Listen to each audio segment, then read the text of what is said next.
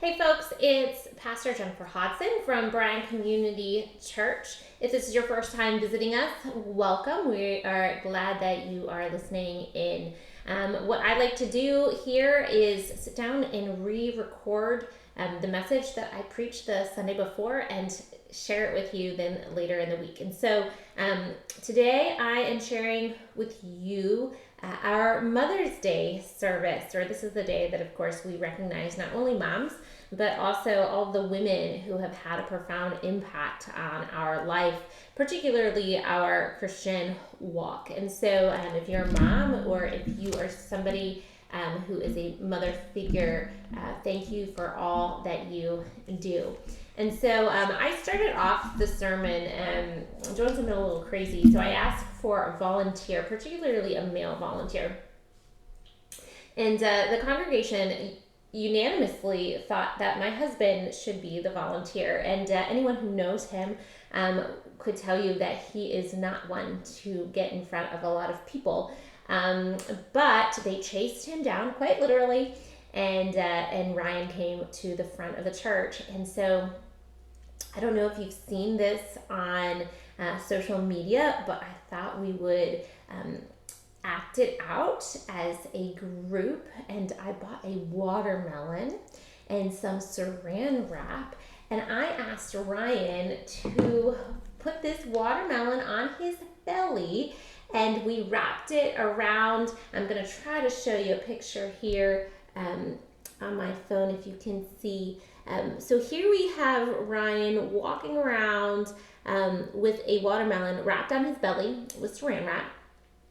And I asked him to keep that on the duration of the sermon, and I would bring him back up at the end. And so that is what he did. So we wrapped him in this watermelon, and of course, right from the beginning, he's like, man, this is really hot. Now, of course, this was to signify just a small time what women feel like when they are carrying a watermelon on their belly, aka a baby, and for some folks, multiple babies. And so that was fun, and here in a minute, I'm going to share with you how I concluded the sermon, but this was to set us up as we talk about moms and women. And then I encourage the church to open up their Bibles, as I'm going to encourage you to Psalm 31. And I read to them this passage. And let me read it to you first, and then we're going to pick it apart as we go. So from Psalm 31, verse 10 through 31, it reads, "A wife of noble character who can find? She is worth far more than rubies. Her husband has full confidence in her and lacks nothing of value. She brings him good, not harm, all the days of her life. She selects wool and flax and works with eager hands. She is like the merchant ships, bringing her food from afar. She gets up while it's still night. She provides food for her family and portions for her female servants. She sets about her work vigorously. Her arms are strong for her tasks. She sees that her trading is profitable, and her lamp does not go out at night. In her hand she holds the distaff and grasps the spindle with her fingers. She opens her arms to the poor and extends her hands to the needy. When it snows, she has no fear for her household, for all of them are clothed in scarlet. She makes coverings for her beds, and she's clothed in fine linen and purple. Her husband is respected at the city gate, where he takes his seat among the elders of the land. She makes linen garments and sells them, and supplies the merchants with sashes. She is clothed with strength and dignity. She can laugh at the days to come. She speaks with wisdom, and faithful instruction is on her tongue. She watches over the affairs of her household and does not eat the bread of idleness. Her children arise and call her blessed, her husband also, and he praises her. Many women do noble things, but you surpass them all. Charm is deceptive and beauty is fleeting, but a woman who fears the Lord is to be praised. Honor her for all that her hands have done, and let her works bring her praise at the city gate." So just for a moment, let's set this passage up. Proverbs is a part of wisdom literature. Wisdom literature was often used during this ancient time where wisdom was considered a female. And so here we have this wisdom literature of what it might be like to be a woman of noble character, a wife of noble character, and some say a virtuous woman, depending on what passage you read. Also, if you look at the beginning of Psalms 31, it points out that this might actually be the mother of King Lemuel, and we don't know very much about him, but perhaps this is wisdom in which this mother is trying to tell her son, this is the kind of woman you want to look for. This is the kind of woman that you want to marry and make you your spouse. And so of course, mothers, if you have sons, then you know that your expectations are very high. And as we read this mother's expectations was very high for her son. So whether it be the mother who was, looking out for her son, trying to encourage him to marry this woman of noble character, or whether it just simply be wisdom in which we can learn from. Certainly, this applies to any woman that, this would be the ideal, how to aspire to be, but also not just not women, but men as well. This is a passage talking about someone with a strong character, a good character, strong moral standards. And so we read this to learn, and it challenges not only mothers, not only females, but also men, and it certainly challenges the church and forces us to ask ourselves, are we being women, are we being men, are we being a people of noble character, of faithfulness? And so what I did is I just kind of went line by line. We're not going to go through every passage, but I went line by line as I prepared, and I just took notes, and I want to share what I shared with the congregation, as well as what I wrote in my own notes. So first of all, let's start out. Character. What does it mean to be a woman of noble character, or a man of noble character, a church of noble character? First of all, you should know this, ladies, but this is for all of God's creation.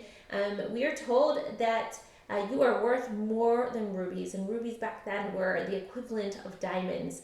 You are worth more than the riches of the world, and I think we all need to hear that. Listen, so you are worth so much. And I think that in the society that we live in, as we compare ourselves, we can't hear this enough as women, as men, as a people of God, that we all have value and worth, and we are worth more than rubies, we're worth more than diamonds. If somebody makes you think otherwise, please, please, please hear the truth of God, that you are so valuable. And just let that go in one ear and out the other if somebody else tries to make you think differently. Verse 11 reads, her husband has full confidence in her. Now, if somebody has confidence in you, what has caused them to have confidence in you? It means that they can trust you. If we are going to be people of noble character, then we need to let our words match our actions. Today, I met with a group of pastors, and I pulled up from Matthew, where Jesus was reminding folks that, like, hey, if you say you're going to do something, you got to do it. He said, let your yes mean yes. And so if her husband in this passage means that he had confidence in his wife, it's because she was a woman who did what she said she was going to do. And we have to be those people. We have to be trustworthy. In verse 11, she brings her husband good and not harm all the days of her life. This means that she is building her husband up. She is encouraging him, she is supporting him, and not just ladies, spouses to their husbands, but we need to do that for one another. We need to do that as a church. We are reminded in Ephesians that we are to encourage each other with the things that we say. And so we don't want to be a people to bring someone harm, but instead we want to bring one another good. Ladies who are married, you want to bring good to your husband. If you're not married, you want to bring good to your significant other. You want to bring good to your family. You want to bring good to your friends and your family and those that you worship with on Sunday morning. Verses 13 through 19. Now I won't read them all, but just shortly it kind of goes on and talks about her work ethic. She brings him good, not harm, all the days of her life. Okay, check. She selects wool and flax and works with eager hands. She is like the merchant ships, bringing her food from afar. She gets up while it is still night. She provides food for her family and portions for her female servants. Well, first of all, I'm not waking up in the middle of the night to give my family anything to eat. The refrigerator is stocked. The pantry is stocked. If somebody gets up at 3 a.m. and they need a midnight snack or a 3 a.m. snack, they can get it themselves. But what I gather from this woman of noble character, wife of noble character, is that she is a hard worker. That she is out and about. And in this context, this is not a stay-at-home mom. This woman is going and caring and using all of the gifts and the resources that God has given her to provide for her household and to provide for the people around her. Now, and there's nothing wrong with being a stay-at-home mom. Don't hear me say otherwise. But in this particular context, I think it is important to note that this is a woman who is working outside of her house. And she's not afraid to get her hands dirty. And so whether you work inside the house or outside of the house, we have to be diligent in the things that we do in order to care for the people around us. And to the stay-at-home moms, let me just say that, well, you're not paid. And we don't pay you enough. We should pay you more. Think about the bargain that your family is getting if you were going to be a house cleaner, a personal chef, what else? You do laundry. The list just goes on and on. You chauffeur your children around. I mean, like, if we were paying you, wow, you make a lot of money. But we don't. And so if anybody says that a stay-at-home mom has it easy, think again. In fact, I admire you. I'm probably a better mom because I work than if I kept my kids home to homeschool them. So a woman of noble character, she works hard. People of noble characters, we work hard. Church, we've got to work hard, to serve one another, to live into the people and the calling that God has placed on our hearts. What else? Oh, I always have fun doing this, and I'll just quickly run down my list. So if you haven't thanked someone yet for doing these things, please do. And after I read you this laundry list, I hope this encourages you even more, because think about what moms do in the morning. And it's not just moms, but because it's Mother's Day week, I'm picking on moms here. All right, so moms, they shower. And if they, like, first thing in the morning, they get up, they shower. If they haven't showered, they maybe go work out, then shower. Then they make breakfast, they pack lunches, they get the kids up. Then they continue to get ready. But see, I don't know about you, but sometimes this mom has to go back into her children's bedroom and poke and prod her children to get them to get up again, and then get them into the kitchen to eat the breakfast that I have made. Sometimes moms, we find lost shoes, we pack lunches and water bottles, and then we have to get the kids out the door and we chauffeur them to school. And this is just the first 2 hours of our morning, maybe 2.5 hours of our morning. And then we drop them off, and for some of us, we go to work, and others of us, we still go to work, but we go home to do our work. And then we get a phone call from teachers saying, hey, your child left such and such at home, and he or she needs you to bring it to school. So then we stop what we're doing. We drive back to school, drop off the paperwork. Maybe we have a meeting at school while we're there. And then we go back to work or back to home, wherever we have to find ourselves. At the end of the day, the work doesn't stop. Being a mom is a 24-hour, 7-day-a-week job, because then we go pick our kids up, we take them to practice, we take them to concerts, we go to various church events. I mean, I'm exhausted just thinking about one day worth of work and caring for my children. And so, again, if you haven't thanked a mom, please thank a mom. If you haven't thanked your caregiver who's loving and providing for you, please thank them. Or maybe your mom who has done this for you in the past. Now let's jump to verse 20. We're told that she opens her arms to the poor and extends her hands to the needy. What does this say? That she is kind and compassionate, that she's not afraid to look after those around her. Now, brothers and sisters, I don't know about you, but this is the mom that comes to mind. It's the mom who invites the friends over for dinner. Little Johnny down the street, his mom has to work late. Johnny, come, you sit and eat with us. She's always looking out. So it's not just about her family that she's caring for, but she is seeing where there's a need and meeting it. And if it's not with a plate of brownies and a meal, maybe it's in another way. But that's who this wife of noble character is. That is who this woman of noble character is. And brothers and sisters, female or male, wherever you find yourself, church, we are called to do the exact same thing, because this is exactly what Jesus did for you and for me. Verse 21.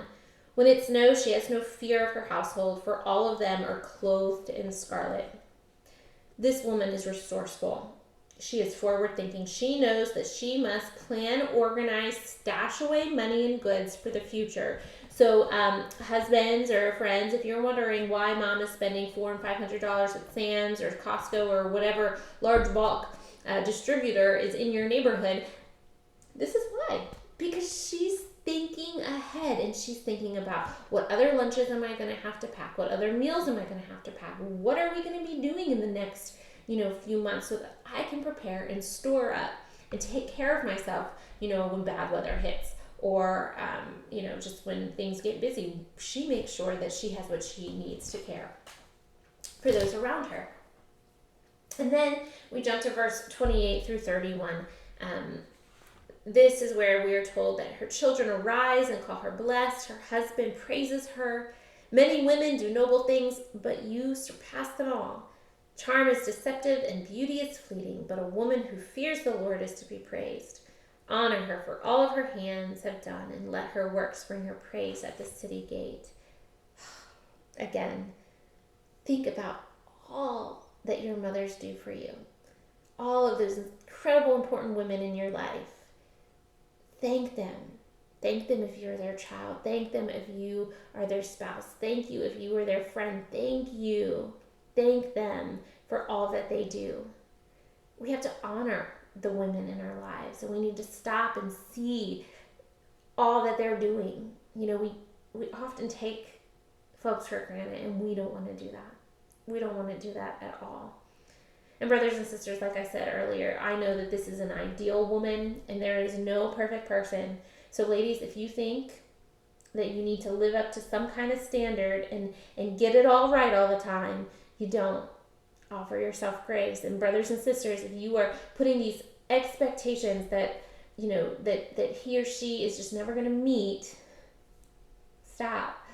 Offer them grace. There was only one perfect person, and that was Jesus.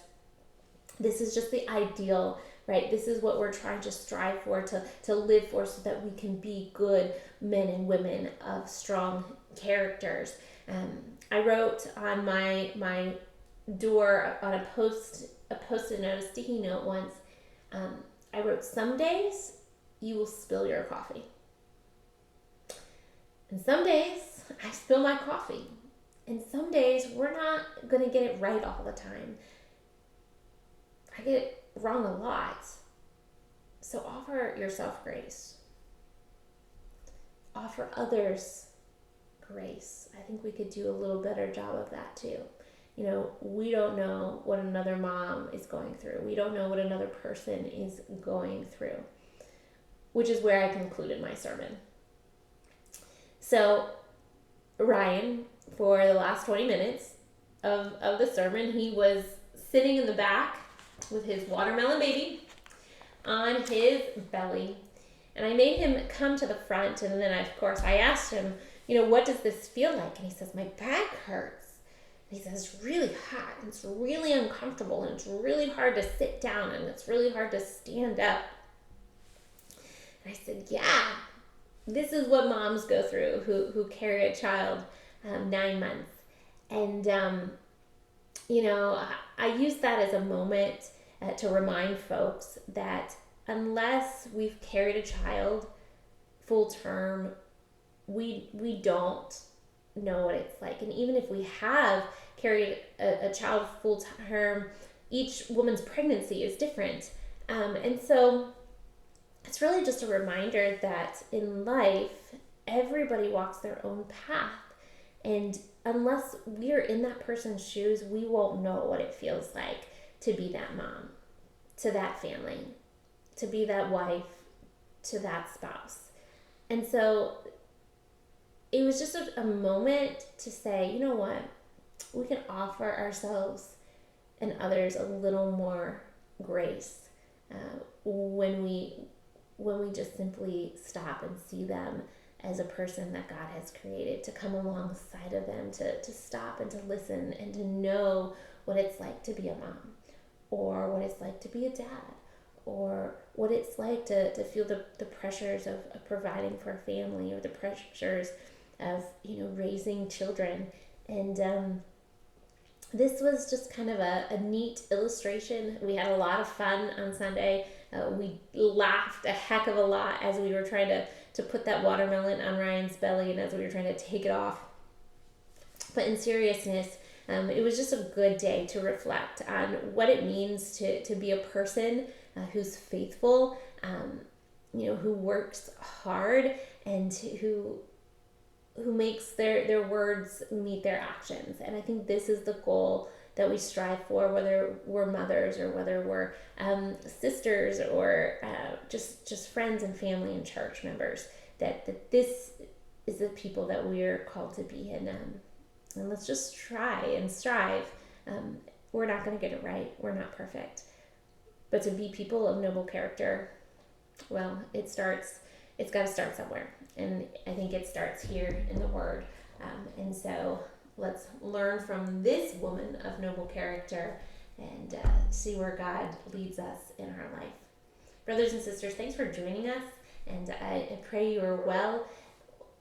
Look us up online, bryancommunitychurch.org, Bryan Community Church on Instagram or Facebook. And just check in and send us an email to say that you've joined us, or if you have any special prayer requests, let me know. But again, until we gather online, may you continue to love God, love people, and share Christ's hope with the world as we do.